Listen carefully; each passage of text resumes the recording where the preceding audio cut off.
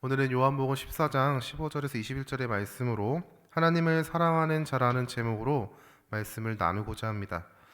말씀을 시작하기 전에 한 가지 질문을 좀 드리고자 합니다. 여러분들은 하나님을 사랑하십니까?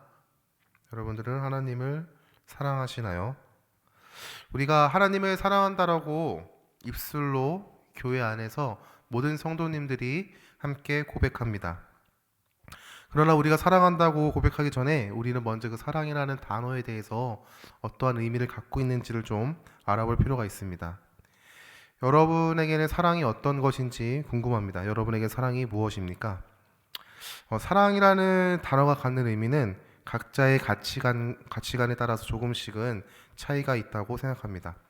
아주 간결하게 그 단어가 어떠한 의미를 갖는다라고 서술하기에는 너무 많은 의미를 갖고 있고 추상적이기에 그것들에 대해서 간결하게 표현하는 게 어렵다라는 것이죠.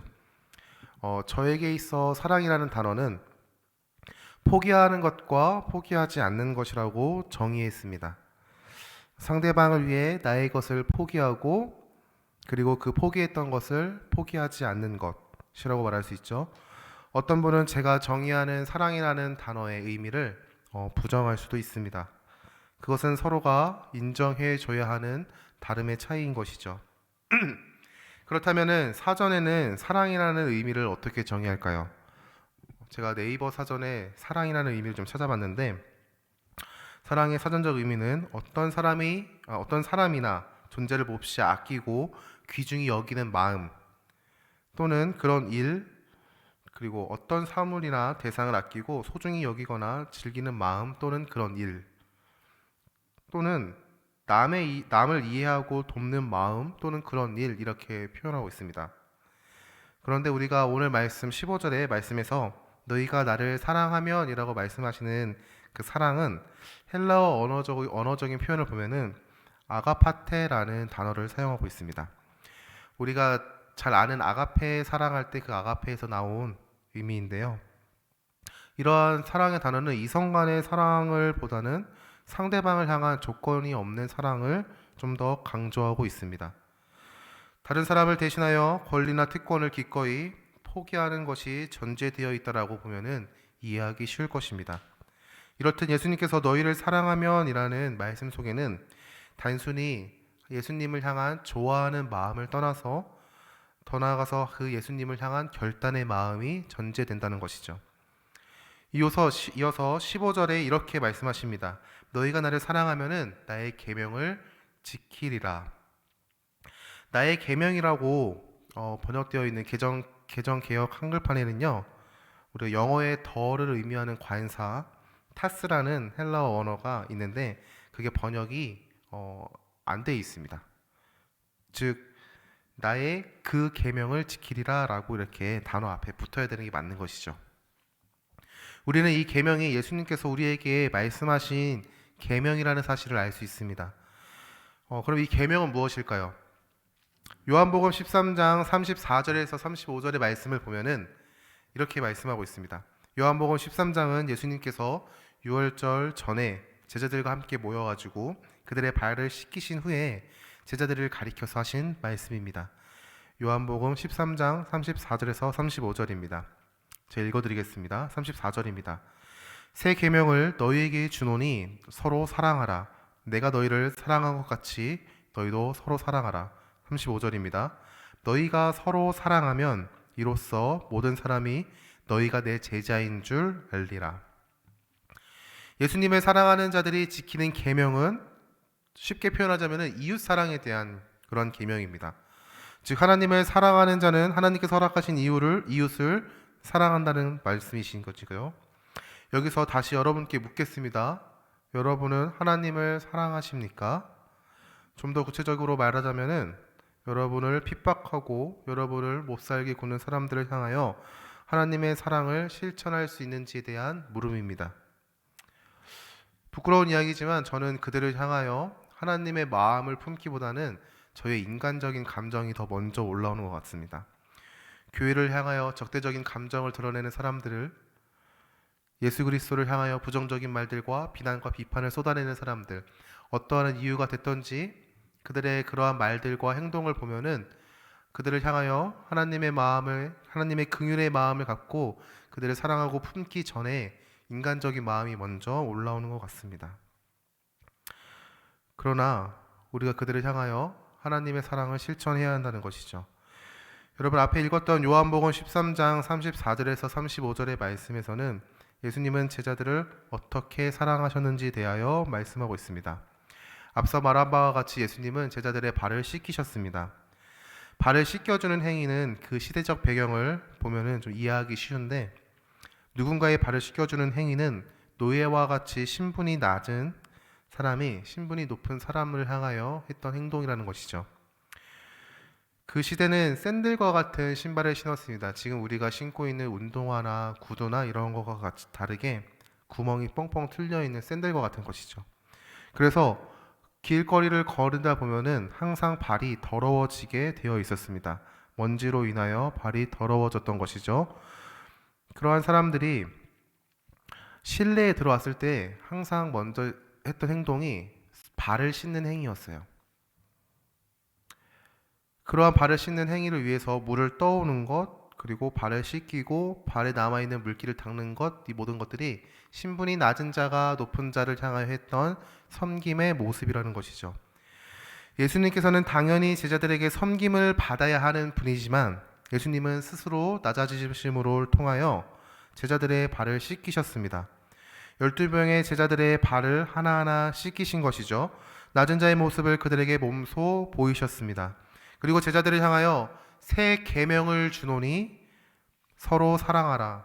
내가 너희를 사랑한 것 같이 너희도 서로 사랑하라 라고 말씀하신 것이죠.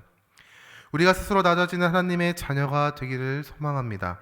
낮아진다는 것은 단순히 신분을 낮추는 것, 겸손한 것, 우리가 그 사람들 앞에서 굽신거린다는 것을 의미하는 것이 아니라 나의 것을 포기하고 나의 권리와 생각과 나의 감정들을 내려놓고 상대방을 향하여 하나님의 마음을 품고 그들을 사랑한다는 것을 내포하고 있습니다. 여러분, 나의 감정, 나의 것, 이것들을 포기하면서 하나님의 사랑을 실천할 수 있으십니까? 저는 말씀을 준비하면서도 저는 그거는 좀 힘들 것 같은데 라는 좀 생각이 들더라고요. 우리 청소년부 아이들을 보면은 가끔씩 저를 욱하게 하는 행동들을 할 때가 있어요. 저도 모르게 하는 행동을 할 때가 있는데, 그럴 때마다 제 스스로에게 했던 그런 좀 주문 같은 게 있는데, 항상 이렇게 가슴을 쓰다듬으면서 예수님 마음, 예수님 마음 이러한 말들을 했던 것 같아요. 억지로라도 제가 그 상황 가운데 그들을 향하여 제 감정과 제 분노를 드러내는 것이 아니라 어떻게 해서든 그들을 사랑하고 긍휼히 여기려는 그런 마음들을 좀 생각하자라는 의미에서 했던 행동 같습니다. 16절의 말씀에 보면요, 예수님께서 아버지 하나님께 구하겠다라고 말씀하시면서 아버지께서 또 다른 보혜사를 보내주겠다라고 말씀하십니다. 여기서 말하는 또 다른 보혜사는요, 성령 하나님을 의미하는 것입니다. 요한복음 14장 26절의 말씀을 보면은 보혜사가 성령님이다 라고 이렇게 말하고 있기 때문이죠. 17절의 말씀에 또 다른 보혜사 성령님에 대해서 진리의 영이라고 말씀하십니다. 세상은 성령님을 받지 못하고 보지 못하고 알지 못하나 너희는 알고 성령님이 너희와 함께 거하신다라고 말씀하십니다. 여기서 세상은 예수님을 믿지 않는 자들을 가리키고 너희는 예수님을 믿는 자들을 가리킨다는 것이죠.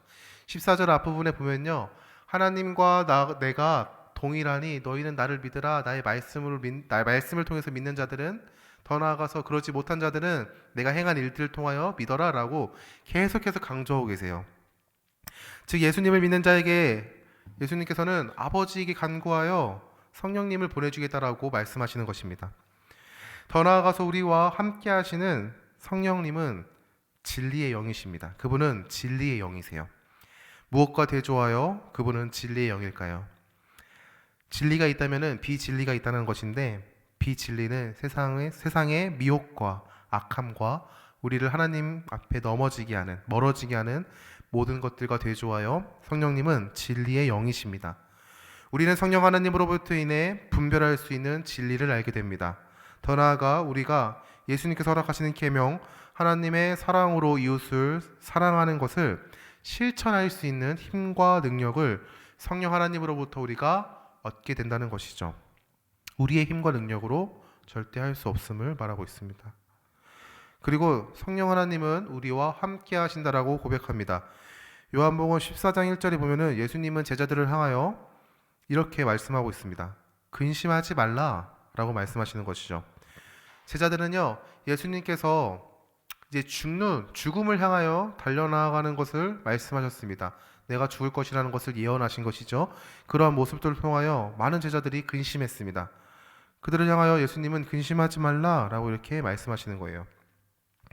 근심하지 말라라는 그 단어 가운데 너희네 마음을 굳게 하여 정신을 차리고 모든 것들 잘 준비해라, 이러한 것들을 의미하는 것이 아니라 예수님께서는 성령 하나님을 너에게 보내줄 거야 라는 것들이 전제되어야 되는 것이죠.